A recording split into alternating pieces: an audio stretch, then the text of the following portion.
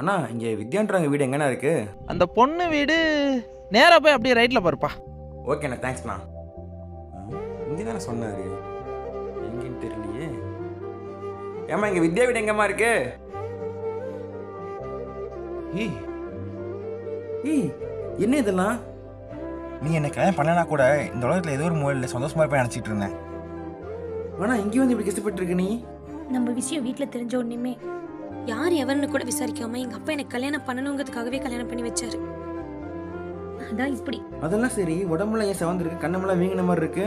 அவன் சரியான குடிகாரன். டெய்லியும் குடிப்பான். குடிச்சிட்டு வந்தானே என்ன அடிப்பான்.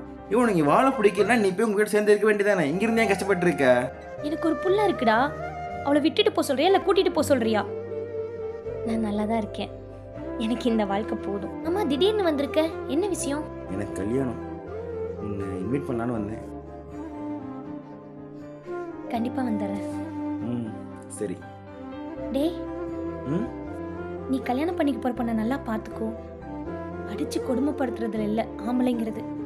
நீ எப்படி பார்த்துக்கிறீங்களதான் இருக்கு. சரி, பார்த்துக்கிறேன். போயிட்டுறேன்.